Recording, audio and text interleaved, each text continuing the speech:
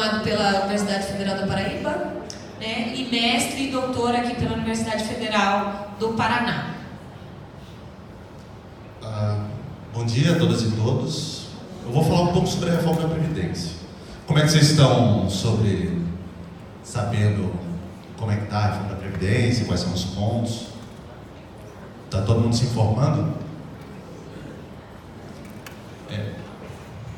A reforma da Previdência, ela vem em um contexto específico, que foi aberto a partir do segundo governo Dilma, de políticas liberalizantes, liberais na economia.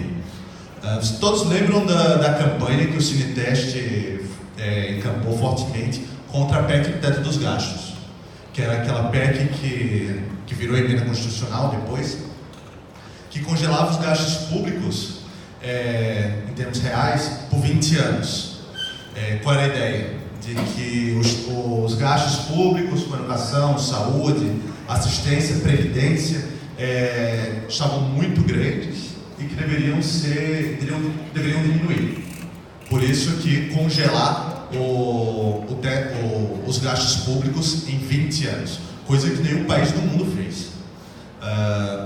A reforma trabalhista e a liberação da terceirização em todos os setores, porque até então era proibido terceirizar atividades fins, só se poderia terceirizar atividades meio.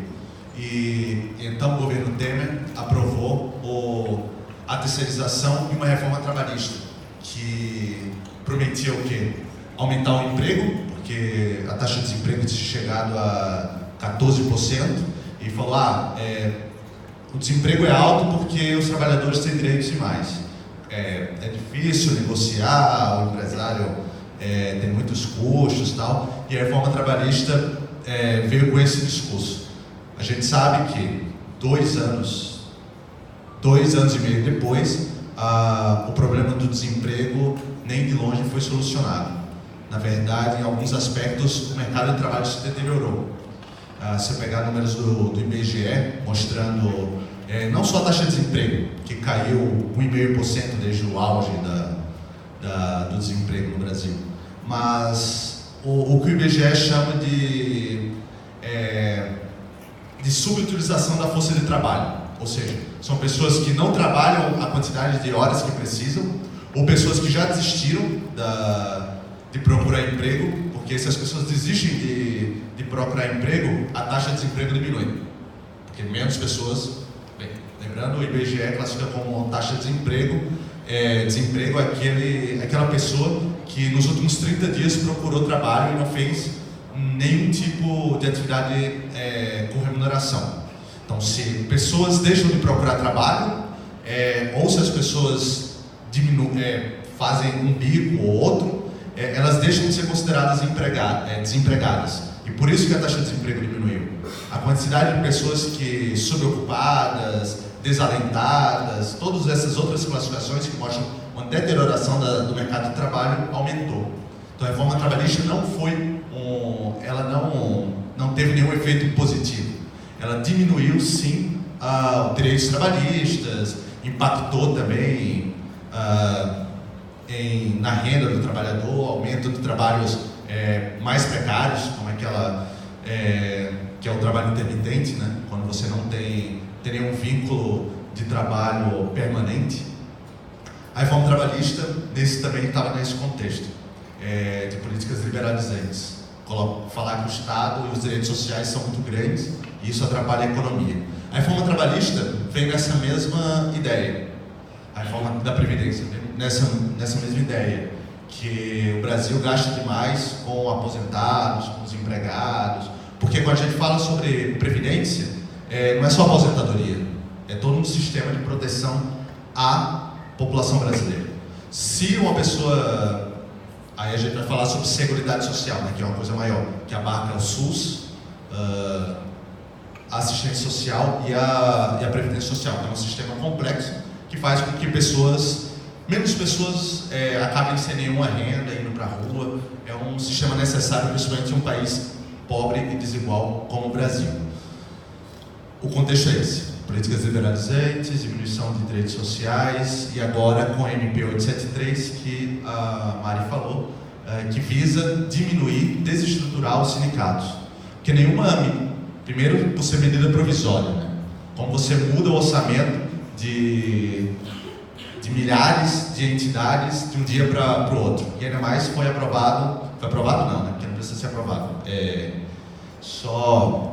Publicado dia 1º de março, às vésperas de carnaval, sem nenhuma discussão prévia. Inclusive a MP ela é uma medida do Executivo que ela, até 60 dias, tem que ser votada pela Câmara e pelo Senado, pelo Congresso Nacional. Mas podendo ser renovado por mais 60 dias. O governo não aprovou nenhuma, o Congresso não aprovou nenhuma MP desde o início do governo Bolsonaro. Estão jogando para frente e tal. A MP ela pode prejudicar muito as entidades sindicais, e lembrando que a reforma trabalhista ela aumentou o poder de negociação. Quando você precisa de mais sindicatos mais fortes para negociar, o governo vai emitir uma MP que diminui a força dos sindicatos, quebra financeiramente os sindicatos. Isso está no contexto também. Bem, vamos passar então para a reforma da Previdência, especificamente. Eu vou falar os principais pontos, aí depois eu vou para uma discussão sobre os efeitos da reforma da Previdência. Depois eu volto para falar ponto a ponto da reforma da Previdência, da proposta de emenda constitucional, e no final eu faço 2 exemplos de servidores públicos, na parte de o que seria antes da reforma e o que pode ser depois. Os principais pontos: estabelece uma idade mínima, 62 anos para mulheres, 65 para homens. Acaba com a aposentadoria por tempo de contribuição, que hoje existe, e para ter 100% do benefício será necessário contribuir 40 anos. 20 anos de contribuição mínima para ter acesso a 60% da tua média salarial, e 40 anos para você ter direito a 100% da tua média salarial. A cada um ano aumenta 2 pontos percentuais nessa conta. Mudança no cálculo da aposentadoria. Todo mundo sabe, a aposentadoria ela é calculada com os 80% das tuas maiores contribuições, ou seja, aos teus maiores salários, eliminando os 20% dos teus salários mais baixos na tua vida. Isso visa tirar as contribuições de início de carreira, que são menores do que o final. A reforma da Previdência muda isso. Muda visando diminuir a aposentadoria de todo mundo e economizar com isso.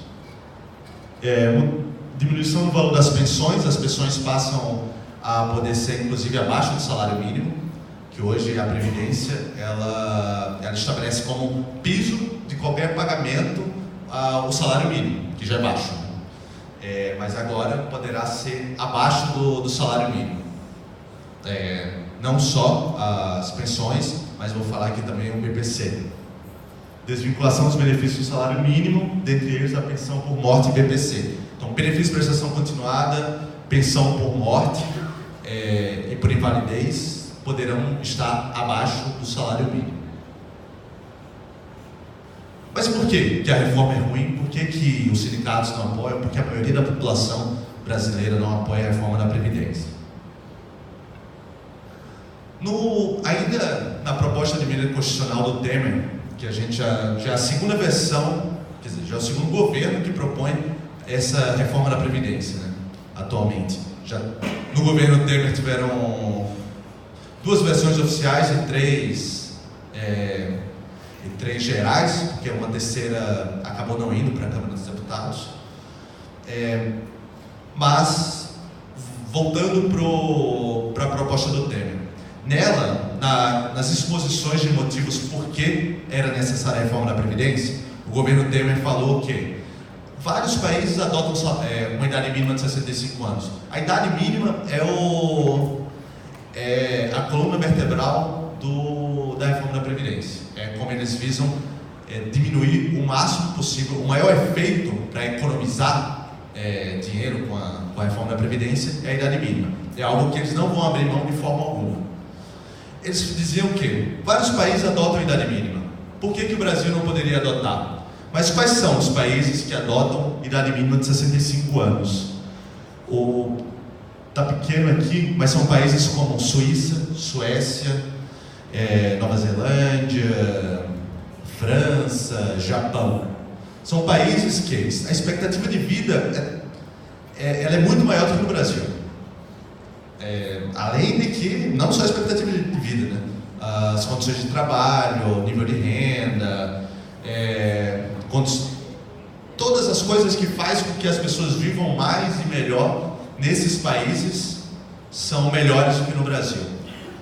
São coisas incomparáveis você falar que existe uma idade mínima no Japão de 65 anos, existe uma idade mínima no Brasil de 65 anos.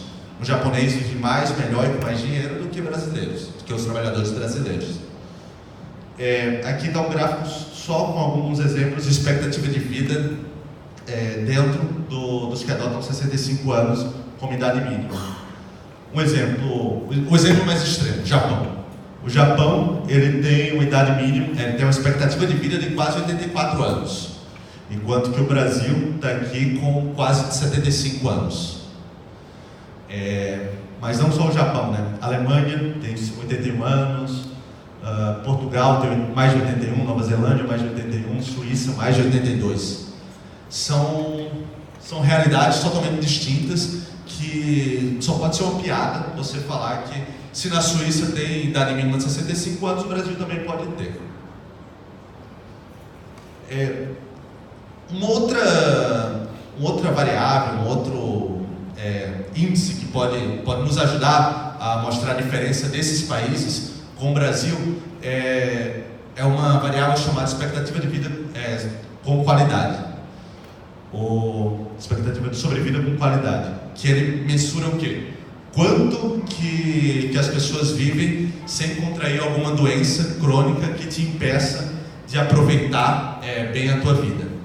Quem já está aqui no setor de saúde, vocês vão saber muito melhor do que um economista falar quais são as doenças que impedem que uma pessoa possa desfrutar a sua aposentadoria bem. Nesses mesmos países que adotam, os que estão em azul são os que adotam idade mínima de 65 anos, mas tem a Turquia e a Eslováquia, que são países que têm uma idade mínima de 62 anos, ou seja, um exemplo mais próximo do Brasil. Todos esses, a expectativa de sobrevida, quase todos ultrapassam 68 anos. E grande parte ultrapassam 70 anos. O Brasil, se você for considerar 65 anos como idade mínima, nós teremos só 2 meses de vida com qualidade, que é o objetivo, fazer com que as pessoas consigam trabalhar até elas não poderem mais trabalhar. Se você adota essa idade mínima de 65 anos. E esse segundo gráfico aqui mostra qual é a expectativa de vida acima dessa idade mínima. Enquanto que o Brasil tem 2 meses, a Alemanha tem 6 meses, mesmo o México, que é um país economicamente, socialmente próximo ao Brasil, ele tem uma expectativa de sobrevida com qualidade de mais de 2 anos. Mas Japão tem 10 anos, Portugal tem 6 anos, a média ali é de pouco mais de 6 anos. Se você adota uma idade mínima de 65 anos, você fará com que todo mundo, na média, né? Porque tem um monte de gente que não consegue se aposentar com a idade mínima, como a gente vai ver aqui. Tem um tempo de contribuição mínima de 40 anos, né? O projeto com idade mínima de 65 anos, ele é diferente se adotado no Brasil, no Japão, Suíça, Suécia. No Brasil, ele faz com que as pessoas trabalhem na média até não conseguirem mais trabalhar, até não ter mais outra opção. Um dos argumentos para falar que a reforma da Previdência impacta pouco as pessoas mais pobres, com renda menor, é que elas se aposentam por idade. E a gente já tem uma idade mínima, né? 65, 60 anos para um tipo de você pode se aposentar por idade. Você fala, só vai impactar, então, com mulheres, que passam para 62 anos de idade mínima. Só que a idade mínima, ela não é exatamente a idade mínima, porque o Brasil tem um mercado de trabalho com alta informalidade. Coloquei que a média brasileira é que 40,8% das pessoas trabalham de forma informal. O que é trabalho informal? Quem não tem carteira de trabalho, quem não tem um CNPJ, que faz bico. Ou mesmo, se for bares, essas casas noturnas, eles não contratam praticamente ninguém, né? Então todas essas pessoas estão dentro da informalidade. Um restaurante, uma lanchonete de bairro, todas essas elas contratam pessoas sem nunca assinar a carteira de trabalho. Essas pessoas todas são classificadas como informais. E o que acontece com a alta informalidade? As pessoas vão contribuir para o INSS. Porque você tem duas opções para contribuir: ou na folha de pagamento, ou você pagar por fora o INSS. A alta informalidade, e o Brasil é um país muito diverso, né? 40,8% é a média da informalidade no mercado de trabalho brasileiro. Mas se a gente vai para o Pará, que é o maior nível de informalidade, 61,4% das pessoas, dos trabalhadores, estão na informalidade. Santa Catarina é o oposto, é o estado com o maior nível de informalidade, muito por conta das indústrias, né? Mas se a gente for ver, mais de um quarto da população está na informalidade, é um nível muito alto. O Paraná é 35,5%, mais de um terço. Isso, junto com a rotatividade, que é um cálculo de quanto o trabalhador ele é demitido no seu emprego. No Brasil, as empresas demitem muito, elas fazendo com que a rotatividade seja alta. Com a rotatividade e a informalidade, o trabalhador urbano, na média, ele contribui em um ano de trabalho, ele contribui só 9 meses. Logo, 40 anos de tempo de contribuição, que é o mínimo, na verdade vira 53,3 anos de trabalho. A idade mínima ela vai ser muito maior do que os 65 anos para homens e 62 anos para mulheres. Ou o tempo de contribuição de 40 anos não vão ser 40 anos de trabalho, né? Vão ser 53 anos. Para 20 anos de contribuição, que é o mínimo, é 26,6 anos de trabalho. O Paulo Guedes, ministro da Economia agora, né, do Bolsonaro, ele estima uma economia de pouco mais de R$1 trilhão. E essa economia, ela vai somando o quê? Formas de fazer com que pessoas não se aposentem, mudando o cálculo, fazendo com que as aposentadorias, a média, seja menor do que antes. E uma das formas é fazer com que você diminuir a quantidade de pessoas que vão se aposentar. Se você muda de 15 anos o tempo de contribuição mínima para 20 anos, que é a proposta do governo, você faz com que 60% das pessoas não se aposentem. Pegando dados aqui da Previdência Social, mostram que 60% das aposentadorias por idade concedidas de janeiro a dezembro de 2015 foram para trabalhadores que não chegaram aos 20 anos de contribuição.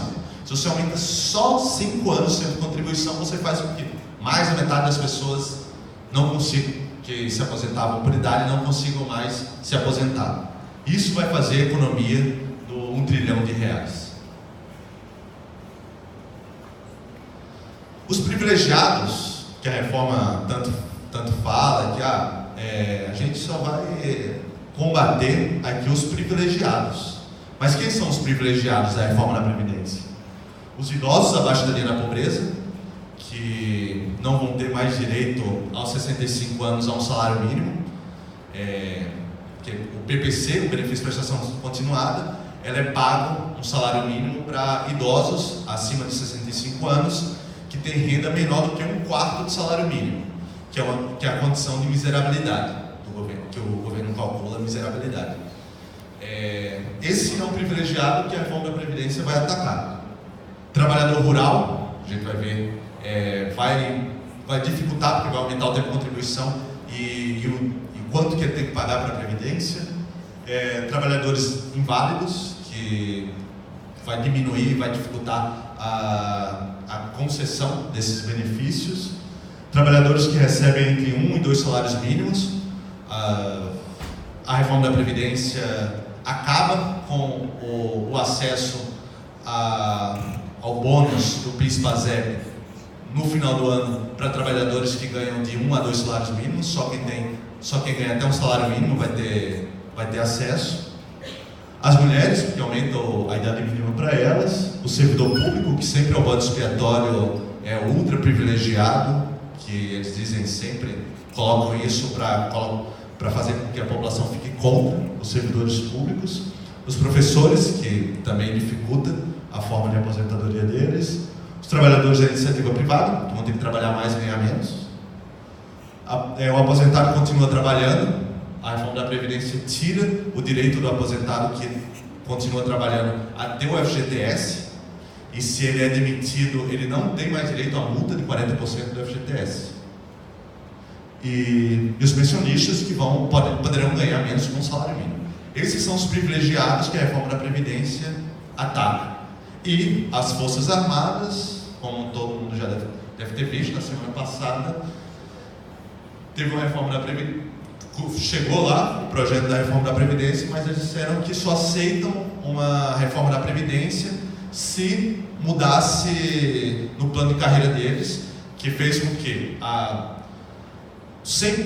os 90 milhões de reais que economizaria com a reforma da Previdência das Forças Armadas, 90% desse dinheiro vai para melhorar as carreiras dos militares.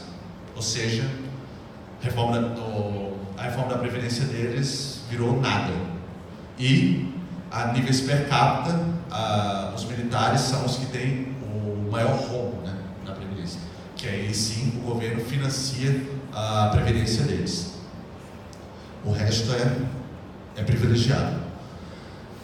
No começo eu disse, não dá para falar sobre Previdência sem falar sobre Seguridade Social. A Seguridade Social, ela foi criada na Constituição de 88.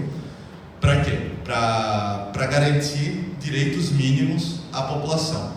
A Seguridade Social é um sistema que assegura que pessoas não caiam em doenças, na pobreza extrema, que tenha uma proteção quando não puderem mais trabalhar, sejam porque estão aposentadas, sejam por invalidez ou qualquer outra coisa. Ela tem que existir e ela tem que ser financiada pelo Estado. O SUS, Previdência e Assistência Social é o que forma a Seguridade Social. Ela é financiada como? Ela é financiada pelos trabalhadores que contribuem para os seus regimes, no caso aqui o INSS, para o caso da Seguridade Social, o RPPS do serviço público está em outro lugar. As contribuições previdenciárias dos empregadores, a contribuição patronal e uma série de impostos e tributos que servem para financiar a Seguridade Social. Quando o governo, jornais, economistas falam que existe o rombo da Previdência, é porque eles desconsideram, como está na Constituição, que tem que ser considerado, que o financiamento da Seguridade Social ela é feita de forma tripartite: trabalhador, empregador e o Estado através de tributos. A Seguridade Social em 2016 e 2017 ela arrecadou 696 bilhões de reais em 2016 e 748 bilhões de reais em 2017. Ela arrecada e ela garante a sustentabilidade do sistema, apesar de que a partir de 2016 sim passou a ter um déficit na Seguridade Social, mas eu falo mais para frente. Passei hoje. Não é só no Brasil que a Previdência ela é financiada também pelo Estado. Peguei aqui uns exemplos europeus de uma publicação do DIEESE, com dados do Eurostat. Na Europa, em média, metade da previdência dos trabalhadores europeus é financiada pelo governo através de tributos. Não é, o Brasil ele não vive nem de longe um sistema absurdo, que insustentável. Todos os países do mundo, a minoria que não tem financiamento do governo para a Previdência Social, porque é algo que, como a gente vai falar mais para frente, com capitalizações, com contribuições individuais, não dá certo. Por isso que os países europeus financiam mais da metade, ou a metade na média, da sua Previdência Social com impostos. Isso não é nem de longe uma peculiaridade do Brasil. A gente vê aqui, a Dinamarca financia 75,6% da sua Previdência Social com impostos. Do outro lado, o que menos faz isso é a Holanda, com 19,1%. Mas na média, a gente vê aqui que algo próximo da metade da Previdência ela é financiada pelo governo. Ou seja, os jornais, o governo, os economistas, eles escondem a parte do financiamento estatal, mesmo estando na Constituição de 88, para melhorar o argumento deles e falar que é um déficit que não dá para sustentar. Como se a Seguridade Social não fosse fundamental para a gente segurar um pouco da pobreza, da enorme pobreza, da miséria que existe no Brasil. Seguridade Social não é só gasto, né? Ele garante muita coisa para o povo brasileiro. Déficit da Previdência e a fabricação da crise.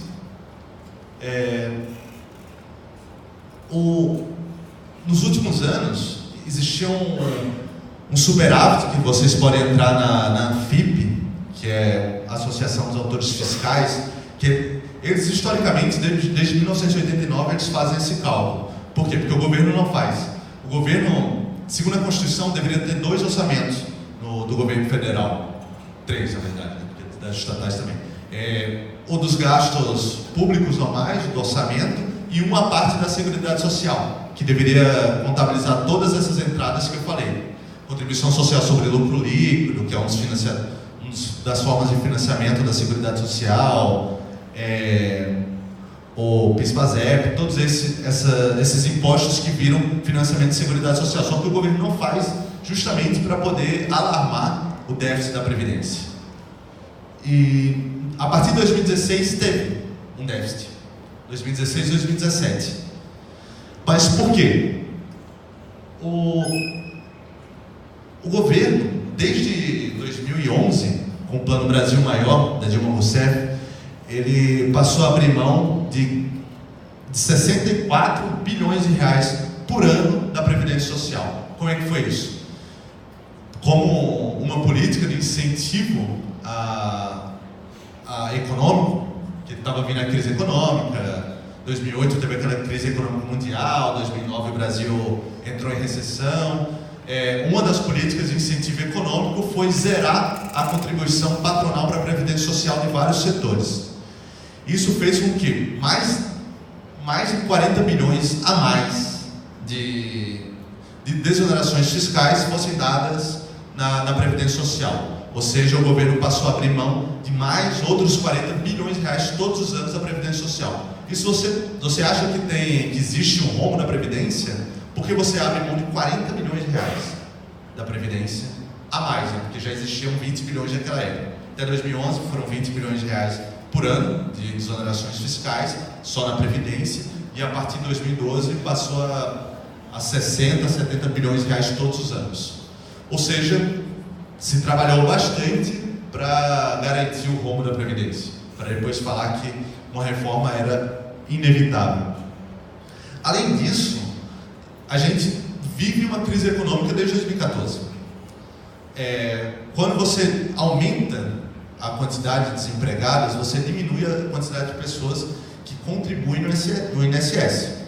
Ou seja, em períodos de crise é natural que haja déficits no INSS, no orçamento do governo. Não é nenhuma anomalia, existe déficit desde o início da crise econômica mundial de 2008, existem déficits fiscais na Europa, na América do Norte, na Oceania, no Japão. O déficit fiscal do governo foi o que justificou a PEC do teto dos gastos. Mas eles pegam uma questão conjuntural para propor uma reforma estrutural. No caso, o caso que eu estava falando, a PEC do teto dos gastos, congelar por 20 anos os gastos públicos, falando que o Brasil tem um nível de gastos insustentável, mas que é mentira, e fez isso também com a Previdência. Porque você pega um momento onde você aumenta 40 bilhões de reais em isenções fiscais, aumenta o desemprego, e você fala que aproveita aquele momento que a Previdência está mais frágil para dizer que vocês não podem ter Previdência porque é muito caro. Eles aproveitam um momento que o argumento deles está a favor para mudar estruturalmente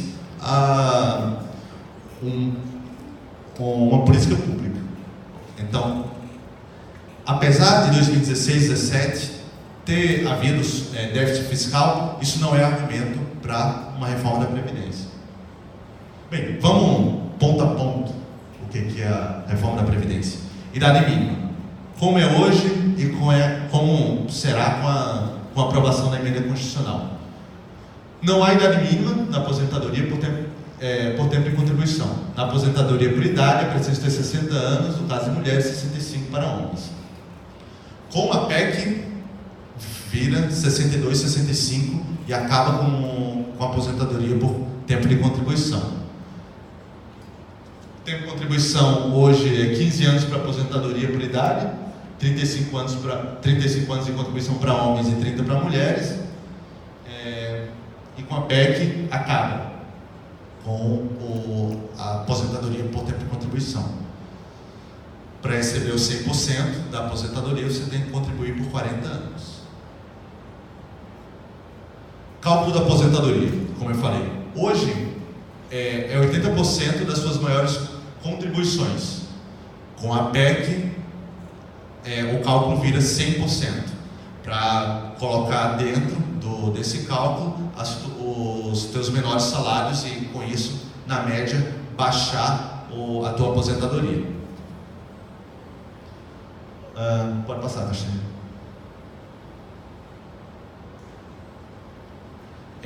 Capitalização, isso é uma das coisas mais polêmicas, né? O que é capitalização? Hoje, a nossa Previdência ela é um sistema solidário.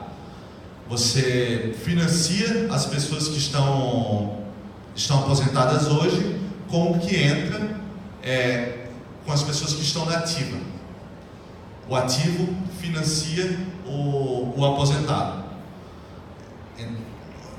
A ideia de capitalização é fazer com que cada um crie a sua própria poupança individualmente, numa conta individual, e lá para frente você tem acesso unicamente a essa poupança que você fez.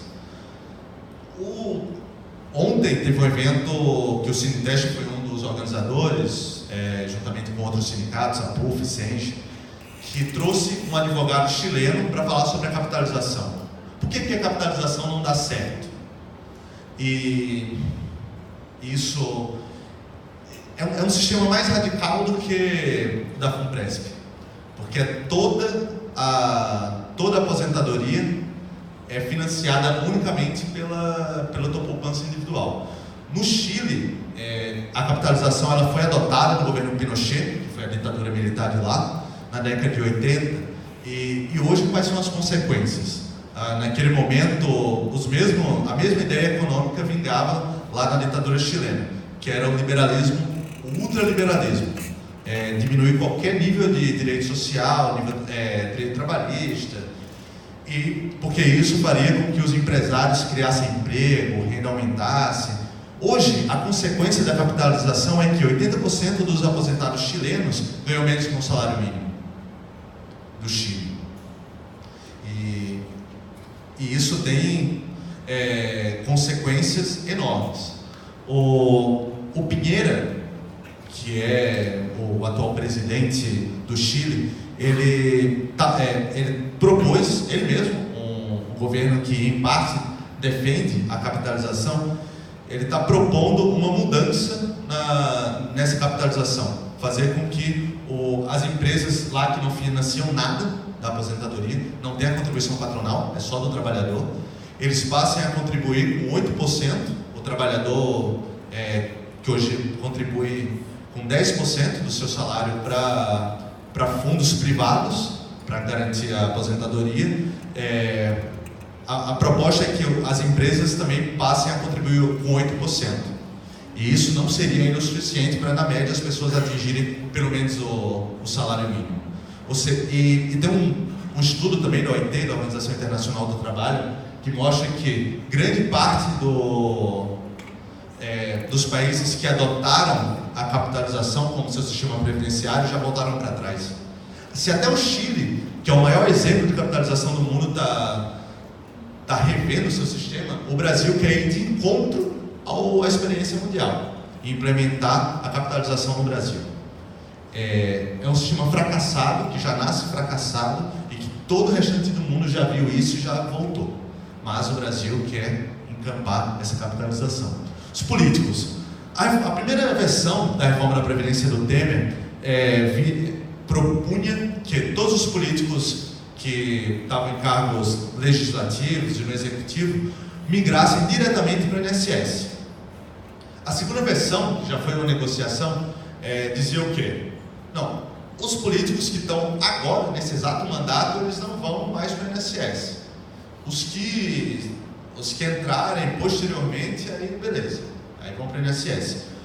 Essa PEC do atual governo, ele já se antecipa na crise que daria entre os deputados e os senadores e garante que só os que serão eleitos posteriormente terão que ir para o INSS, ter teto, tudo isso. Ou seja, já se antecipou e garantiu o privilégio dos políticos de não terem uma aposentadoria como todo o resto dos trabalhadores. Pensão por morte. Hoje, uma pessoa pode acumular pensão por morte e aposentadoria. A pensão é de 100% do valor da aposentadoria que o ente falecido recebe. Agora é 50% e 10% por dependente. Como uma pensão, por definição, tem que ter pelo menos um dependente, ela é de no mínimo 60%. Só que pode ser abaixo do salário mínimo. Uma pessoa pode deixar uma pensão para sua família e ter só 60%, 70% no salário mínimo.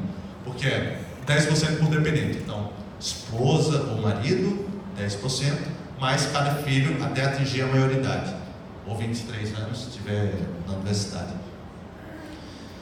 Ou seja, a ideia é fazer com que as pensões baixem, mesmo que abaixo do salário mínimo. Invalidez também, o aposentado por invalidez recebe 100%. Se o teu acidente de trabalho não tiver sido um acidente de trabalho, você tiver se acidentado ou perdido a capacidade de trabalho fora do teu trabalho, você só vai ter direito a 60% da pensão.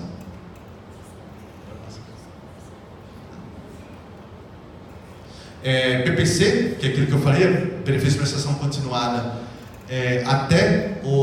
a partir de 60 anos, o idoso em condição de miserabilidade teria direito a R$400. Isso sem nenhuma ligação com o salário mínimo, com a inflação. Ou seja, a gente tem, em 3 anos, se tiver 10% de aumento da inflação, isso não será reajustado.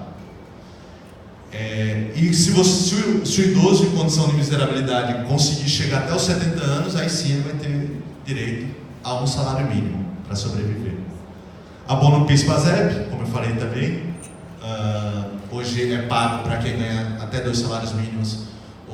A proposta de emenda da Constituição baixa isso para quem ganha só até um salário mínimo. Se você ganhar R$1.200, você já não tem direito mais ao abono do PIS/PASEP.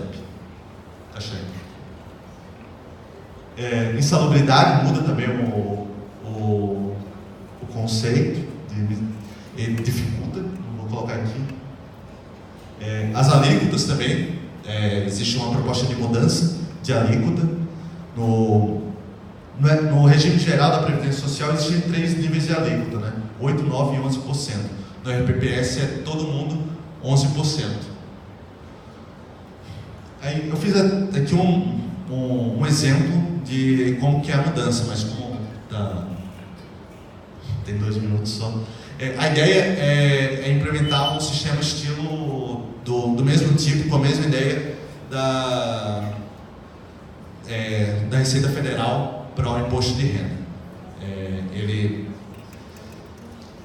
Para quem ganha a partir de R$4.000, R$4.000 e pouco, a alíquota ela vai ser maior do que era com 11%, para o caso do servidor público.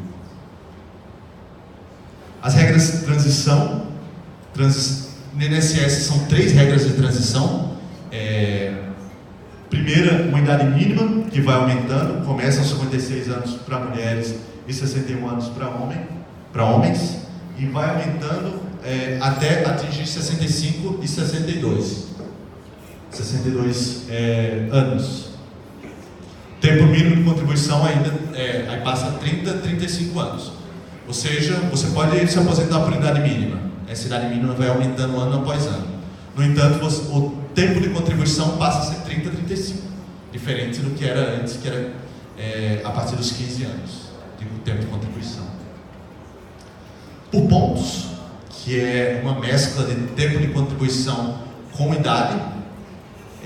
A soma de idade do tempo de contribuição deve ser de 86 pontos para mulheres e 96 pontos para homens, e a cada ano aumenta esse ponto, como está aqui no gráfico. Aí é uma mescla de idade e tempo de contribuição. Você tem que ver se em algum ano você se encaixa nessa somatória. E tempo de contribuição e pedágio. Esses 3 é INSS que eu estou falando. Essa de pedágio é só para quem está há 2 anos de se aposentar, que aí tem que aumentar em 50% o tempo que falta. Se falta 1 ano, você tem que trabalhar 1 ano e meio. Se faltam 2 anos, você tem que trabalhar 3 anos. Aí você vai ter direito a entrar nessa regra de transição. Pode passar, Castanho. E o dos servidores públicos, que é cumulativo, é diferente dos trabalhadores do INSS. O servidor precisa cumprir cumulativamente as 2 condições, de idade e de pontos. A idade mínima passa a ser 61 anos para homens e 56 para mulheres, ou seja, tem uma idade mínima já. E a partir de 2022, 62 anos para homens e 57 para mulheres. Aí você tem que fazer uma somatória da tua idade com a contribuição e ver se encaixa em algum momento nesses anos, nessas condições. Vamos para 2 exemplos para ficar claro. Que a ideia da reforma da Previdência é fazer com que você trabalhe mais e ganhe menos na sua aposentadoria. Isso é o que vai acontecer com todo mundo. Bem, eu não mudei, esses exemplos eu fiz para a apresentação da Unila na semana passada, esqueci de mudar o título. Um servidor da Unila que entrou em 2014 no serviço público com 29 anos, ou seja, 5 anos de contribuição. Antes da reforma, esse servidor, com mais 30 anos de contribuição, poderia se aposentar aos 64 anos, recebendo 100% da média do salário de contribuição. Com a reforma, com pelo menos mais 33 anos e 1 mês de contribuição, você poderia se aposentar aos 67 anos, recebendo 96% da média do salário de contribuição, que aí já entra aquele cálculo também, né? Que não é mais os 80% dos teus maiores salários, e sim 100%, o que para todo mundo, na regra de transição, isso já vale, já diminui o nível de aposentadoria de todo mundo. Então a gente tem que, para qualquer cálculo, para qualquer exemplo, para qualquer simulação, tem que ter isso em mente. Nesse caso, caso a proposta do governo seja aprovada, você terá que contribuir por mais 3 anos e 1 mês e ter 67 anos e 1 mês de idade. Aqui é um exemplo de quem entrou numa regra de transição, daquele lá de pontos, e terá que trabalhar 3 anos e um mês a mais para receber 96% do que você teria direito nas condições pré-PEC. Aí, a cada ano, você passa a poder acumular mais um ponto percentual na tua média salarial. Ou seja, se você trabalhar mais 4 anos, aí você passa a ter direito ao 100%. Um segundo, uma servidora, com 39 anos e 8 meses, que entrou no serviço público em 2005. Com pelo menos mais 10 anos e 4 meses de contribuição, você poderá se aposentar aos 55 anos, recebendo 100% da média do salário de contribuição.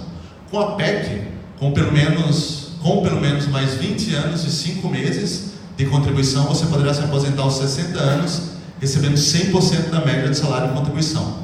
Caso a proposta do governo seja aprovada, você terá que contribuir por mais 10 anos e um mês e ter 60 anos de idade e um mês, 60 anos e um mês de idade. Nesse caso aqui, uma servidora aumenta em 10 anos o tempo que você tem que trabalhar mais com a PEC. E, novamente, com o cálculo jogado para baixo. Ao invés de 80% dos maiores salários, 100%. A ideia desses exemplos aqui, vocês podem fazer, existe a calculadora do Diese, se vocês colocarem no Google, vai aparecer lá, primeiro site. Vocês podem fazer com seus casos particulares.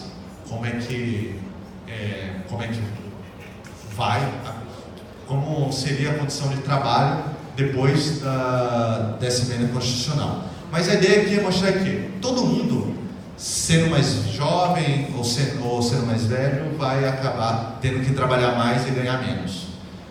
Disso deriva a economia de R$1 trilhão que o Bolsonaro e o Paulo Guedes querem fazer. E a única saída que a gente tem para barrar essa reforma da Previdência, porque no Congresso, apesar de toda essa crise que está tendo, que pode atrasar um pouco a aprovação da PEC, os deputados eles não são contra a reforma da Previdência. O Rodrigo Maia já falou que ele é a favor da reforma da Previdência e poderá fazer um pacto de paz com o governo só para aprovar a reforma da Previdência. Ou seja, mesmo todas as pesquisas de opinião desde o governo Temer mostrando que a população é contra a reforma da Previdência, o apoio no Congresso Nacional é inversamente proporcional.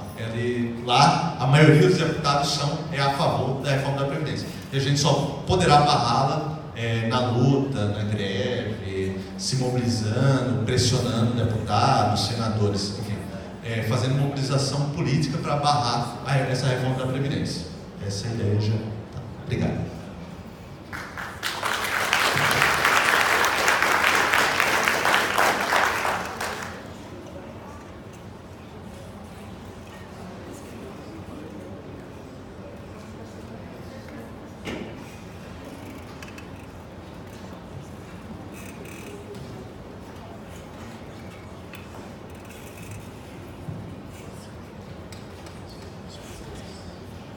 Bom, gente, então a proposta, primeiro agradecer ao Érico. Pode ficar aqui na mesa conosco, Érico, que você vai ter a parte de responder as perguntas agora.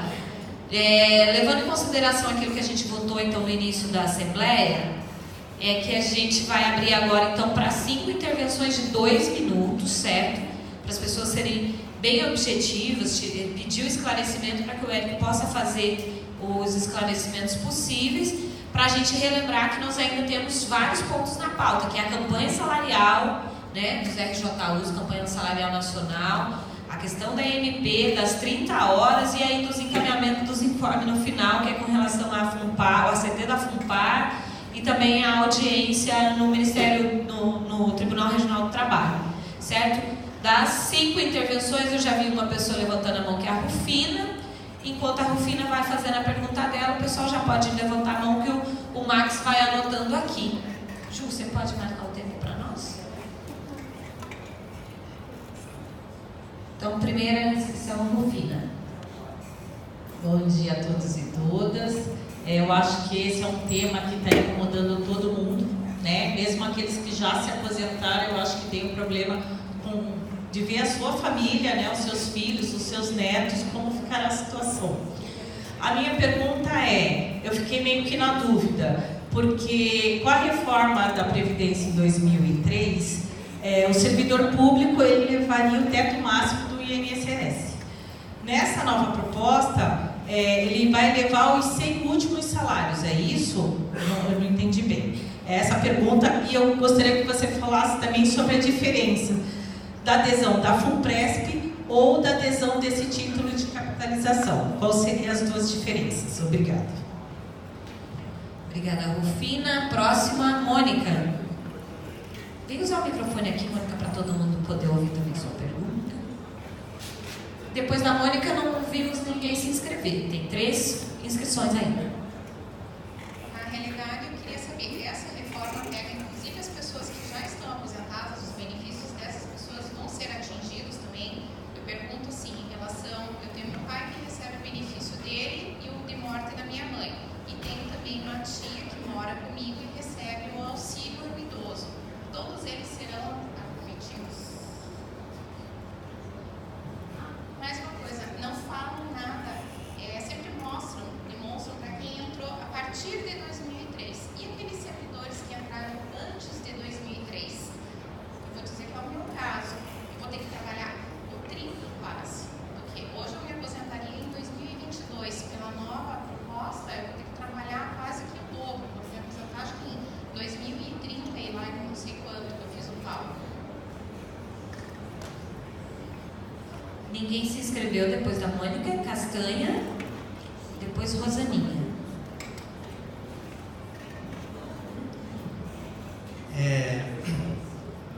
Só para acho que tirar uma dúvida, eu acho que a Previdência vai deixar de ser Previdência, na minha interpretação, e vai se transformar num investimento de risco. A impressão que eu tenho é isso. Você pega o dinheiro, em vez de você ter uma garantia de futuro, você tem um investimento que você vai dar para os bancos e esse banco vai reinvestir e correndo todos os riscos de qualquer tipo de crise estrutural, sistêmica ou conjuntural aí do mercado de ações. Acho que é uma pergunta que eu queria deixar para o Érico. Próxima inscrita, Rosaninha. Já foram 4 inscrições, só falta mais uma inscrição. Bom dia a todos. Eu gostaria de pedir para o Eric se ele pode fazer um comparativo, Eric, com a reforma para os trabalhadores em geral e o que foi encaminhado para o Congresso para a reforma dos militares. Obrigado, Rosaninha. Mais alguém se inscrever para fazer pergunta, pedir algum esclarecimento para o Eric? Ainda falta uma inscrição.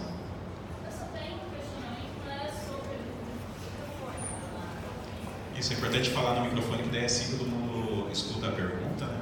Fica melhor para a gente. Bom dia a todos e todas, eu sou Cássia da PROEC. Na verdade não é um questionamento para o ERIC, eu queria mais que a direção do sindicato desse um informe de como tem sido a articulação para a resistência a essa reforma. Porque a gente teve o ato na semana passada, que eu acho que foi um ato para direções sindicais, por causa do horário do trabalho, né? Mas eu acho que foi uma primeira articulação aqui, então eu queria saber se vai ser nesse momento ou em outro para dar esse feedback. Tudo bom.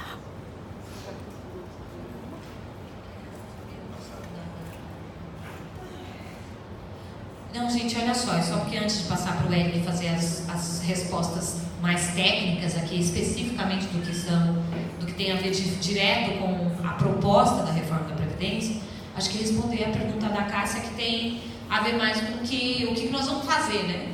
Qual a proposta de mobilização? A ideia, inclusive, aqui no próximo ponto, da campanha salarial, porque isso não está descolado, tá, Cássia? Inclusive o que foi votado na plenária da FASUBRA e também na plenária do FONASEF, que montou a pauta de reivindicação da campanha salarial, já inclui o ponto da mobilização contra a reforma. Então aí a gente já faz isso no próximo ponto, na sequência.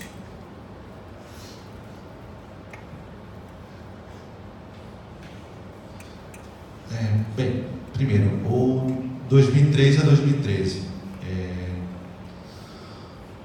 Muda no cálculo. O cálculo ele impacta lá, né, os 80% para os 100%.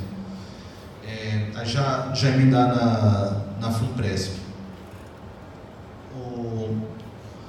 A FUNPRESP, a diferença dela para outras formas de capitalização, de contratar um banco, por exemplo, na ideia dela é que você não paga taxa de administração, toda a rentabilidade dela é revertida aos servidores que aderirem. Conceitualmente, ela deve ser mais barato do que um fundo privado de previdência. No caso dos servidores que estão nessa questão da migração, eu acho que vale. Até escrevi um texto que foi publicado no site do Cinetest. Eu acho que faz pouco sentido você migrar, por quê? Tanto que a taxa de migração, que a adesão e migração são duas coisas diferentes, né? Migração é para quem está nessa condição, de 2003 a 2013. Aí que leva junto um incentivo do governo, de quanto que você já contribuiu com o RPPS, mas que ele pouco provavelmente vai fazer com que você garanta pelo menos o que você ganhava, você ganharia continuando no RPPS, mesmo com essas mudanças, com ir de 80% para 100%, com a perda da integralidade. Mas qual que é a diferença? A ideia da FUNPRESP, ela faz com que você tenha que ter rentabilidade. Você coloca um dinheiro seu nessa conta e administradores vão investir no mercado de capitais esse dinheiro. Ele tem que render. E a lógica é de juros sobre juros. Ou seja, se você tinha R$1.000, aí você passa a ter 1.100 e o novo investimento é feito a partir dos 1.100. Ele vai crescendo. Se você já está, você entra em 2005, 2007, ou seja, você já perdeu 12 anos de investimento com essa lógica de juros compostos. Então, pouco provavelmente, a tua renda vai chegar nas mesmas condições de quem já contribui desde que entrou no serviço público.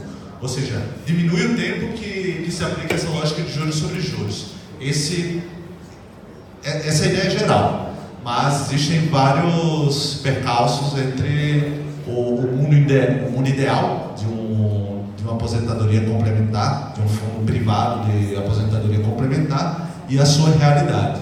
A realidade que a gente vê hoje é o quê? É o Postales dos Correios, que junta má gestão, corrupção e quebra de investimento mesmo, porque 2008 a gente viveu a maior crise econômica do capitalismo. E se você abre o Valor Econômico, que é um jornal empresarial feito para empresários, há vários artigos, matérias que falam de uma nova crise econômica mundial.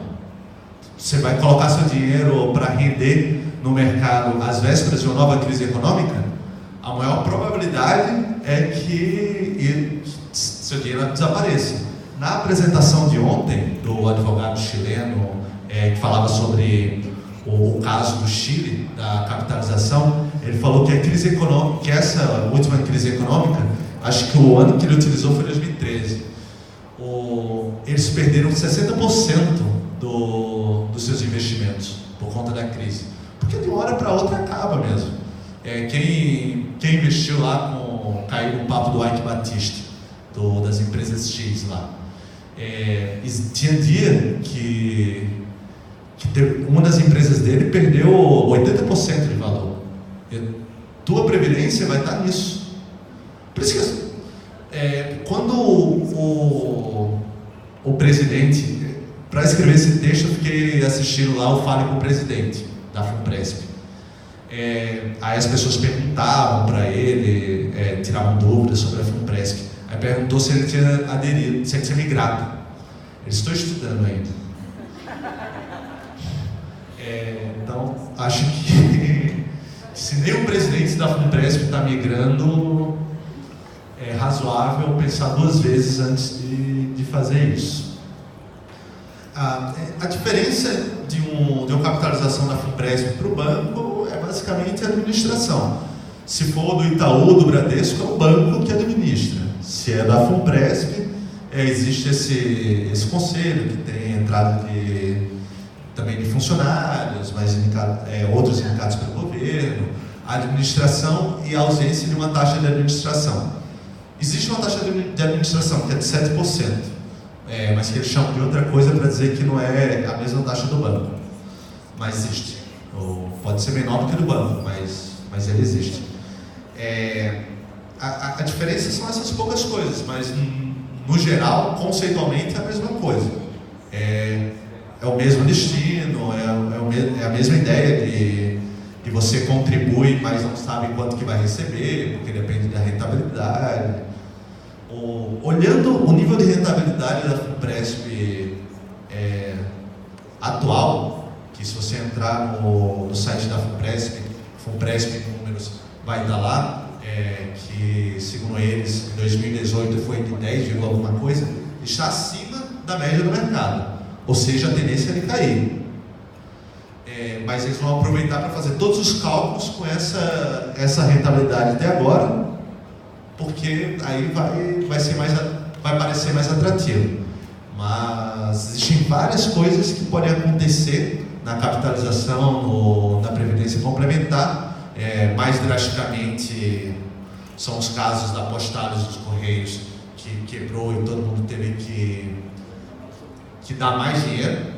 Todos os carteiros, os funcionários dos Correios tiveram que fazer novos investimentos e perdeu grande parte do que eles tinham colocado. Ou do Chile, como quando os caras perderam 60% em um ano do que estava investido. São casos extremos, mas totalmente factíveis, principalmente se vier uma crise. Se essa crise econômica, nova crise econômica, que aí tem a ver com a China está desacelerando, guerra comercial, enfim. E a cada 10 anos o capitalismo tem mesmo uma crise, né? Quem tiver curiosidade, é só abrir um site do Banco Central chamado SGS, você colocar lá o crescimento dos PIBs nos países que você escolher, você vai ver lá que o capitalismo ele se desenvolve desse jeito, de forma circular. Existem crises e períodos de ascensão. Então, o investimento nos regimes complementares nesse período de crise, eles vão cair. Enfim, esses são os perigos de um regime complementar. Faz mais sentido o regime de repartição, e por isso que a maior parte do mundo adota de uma forma ou de outra esse regime, porque garante, né? A gente não pode ficar à mercê do quanto um especulador lá vai tirar dinheiro do mercado. É diferente a gente e o bilionário, que ele pode perder um dinheiro aqui, mas ele é milionário, né? Ele tem dinheiro. Esses grandes investidores, eles ficam lá no mercado para tirar mais dinheiro, mas eles não dependem de um salário no final do mês, como todos nós, né? Não é factível para um trabalhador. O pré-98 vai ter uma especificidade lá, que depois eu vou ter que colocar na apresentação também, esqueci dessa parte. Mas tem que atingir os 60, se não me engano, 60 anos para ter direito à integralidade e paridade. Vai ser 65, 62. É atingir a idade, ter a idade mínima. mínima, cumprir a idade mínima. Ou seja, é a única condição dos que estão antes de 98.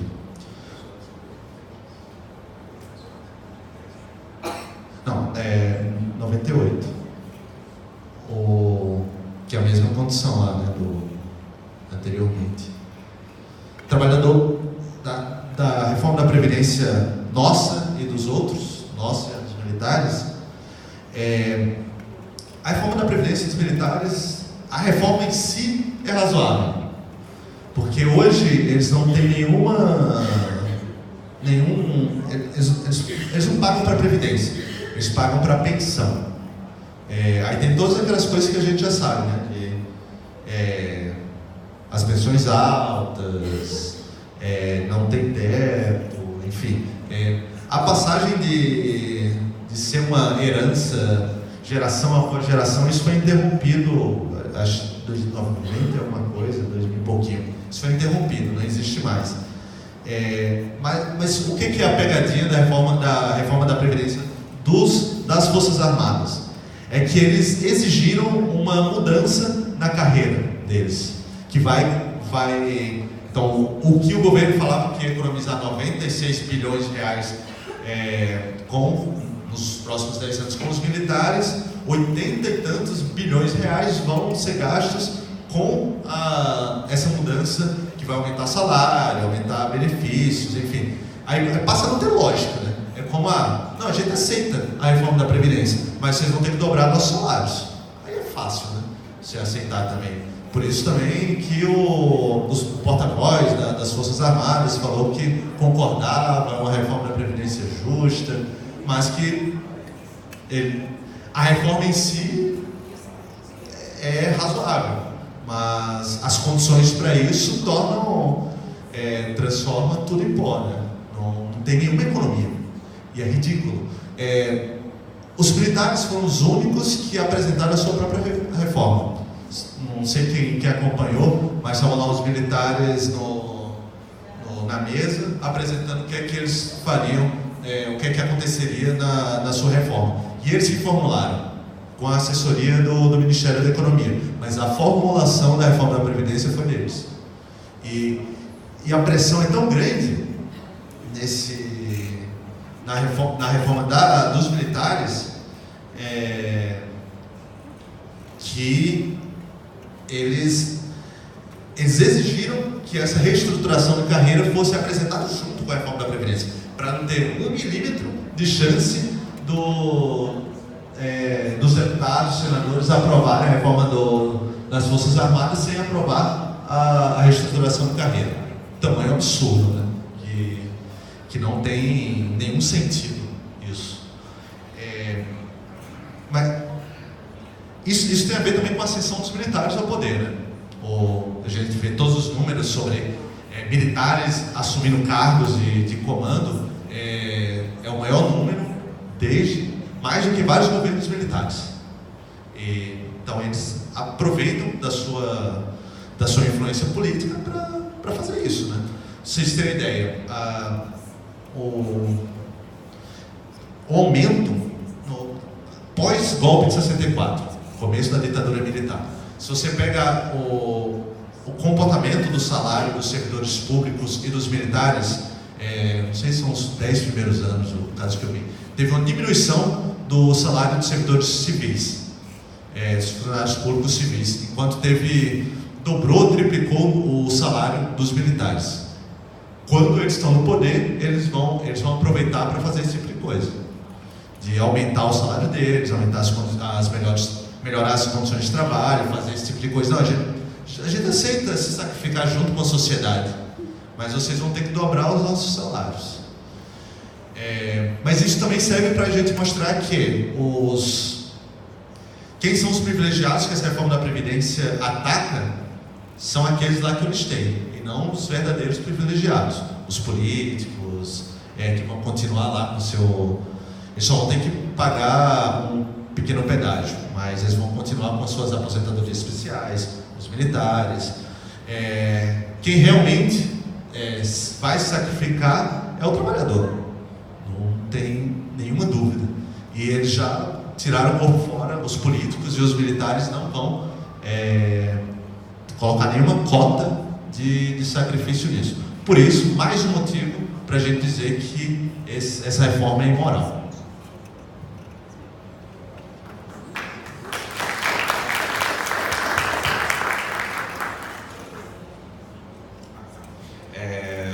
Gostaria de agradecer ao economista Eric Gil por explanar, né, toda essa complexidade da reforma da Previdência.